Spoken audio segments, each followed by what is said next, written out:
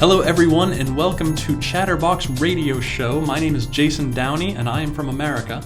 And my name is Stephen Blower and I'm from Great Britain. And we are English Garden, a new English conversation school based in Moria City, Ibaraki Prefecture. And this is the very first episode of our podcast for English language learners. We are coming to you live from Japan. But even if English is your first language, stick around because we have lots of interesting things to talk about. We'll be discussing life here in Japan from a foreigner's point of view, our experiences learning Japanese, the differences between British, American, Japanese cultures, and much, much more. So don't touch that dial. For those of our listeners who aren't native English speakers, we know that listening to a foreign language can be very tiring, and that's why we're making these podcasts about 10 to 15 minutes long, just the right length for listening to on your commute to work. You can also watch these podcasts on YouTube where we have complete transcripts of our episodes. Our YouTube channel is A Kaiwa no English Garden, and you can find a link to that on our website at www.englishgardenschool.com. Okay, so since this is our first podcast, what are we going to talk about? Well, I was thinking we could talk about first things. First things? What, like the first time we met? Yeah, let's do that, actually. I remember very clearly the first time we met. Do you? No, I don't, actually. I'll tell you, because it was a very sort of nerve-wracking experience for me. I was just a couple of months into my job at the elementary school near here, where your daughter was attending at the time. Okay. And I remember walking home from school one day, and this red car pulled up next to me, and you popped your head out, and you said, "Can I give you a lift home?" Ring a bell? Well, that bit does. Yeah. Yeah. So I was really happy because up to that point I hadn't seen sort of a non-Japanese face in quite a while. I was really excited because I couldn't speak Japanese at the time, and here was somebody who I could actually communicate with.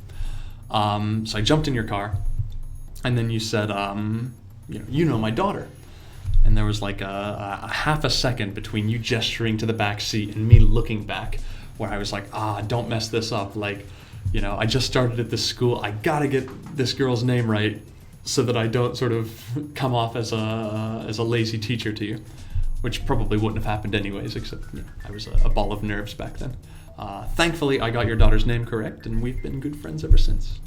Indeed we have, which is lucky, since we've started this school together, and now we're doing these podcasts together. Yeah.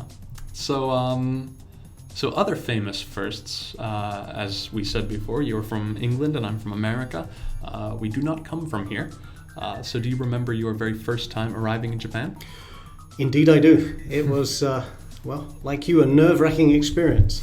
Actually, my very first impression of arriving in Japan was, my God, it's hot. You came in the summer. Yeah. I got off the plane and that heat and humidity just hit me. So I escaped quickly into the airport building, and the next thing I knew, I was being interviewed by immigration officers. I got taken into a small room and... You got detained? For a little while, yes. I got interrogated. I came here with just a one-way ticket. Because I was planning to study judo here for a couple of years. Okay. So the longest return ticket was 1 year. So I just had I see. I just had a one-way ticket, and of course they wanted to know, well, did I have enough money to get home, or what was going to happen if I needed to fly out. So luckily I had a letter from my father guaranteeing that he would pay my return journey if necessary. Oh, really? So you even thought to prepare that? Yeah. I sort of done a little study, and I knew that one-way tickets were kind of frowned upon. Okay. So, but I was being grilled by one of the immigration officials, and I was saying, I'm here to study judo, and one of the guys in the back, his ears prick up, and he says, judo?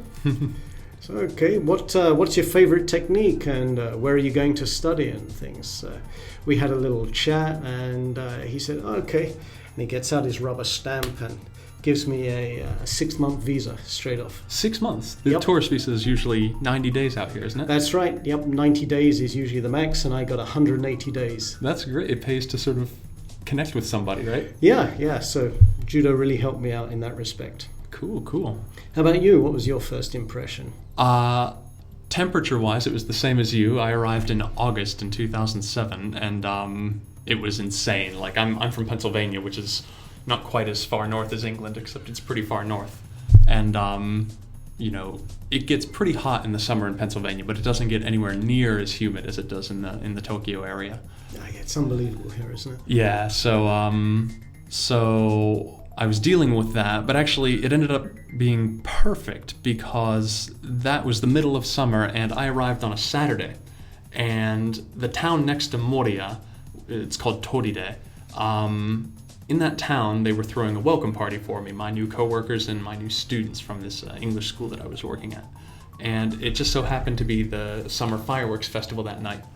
And so it was my first day in Japan, and in the evening, I go to this town that I'd never been to before. Fireworks are going off, and Japanese fireworks are, man. Like, I don't know about England, but Japanese fireworks are totally different. They're much, much better than the ones we have in England. They're just amazing. Yeah. So, there were fireworks going off, and because it's Japan, there was, like, really loud sort of, I don't know, it wasn't epic music, but it was quite beautiful music. It wasn't, like, rock or anything. Mm-hmm. Playing in the background, and there were, men and women walking around in kimonos and yukatas and stuff like that.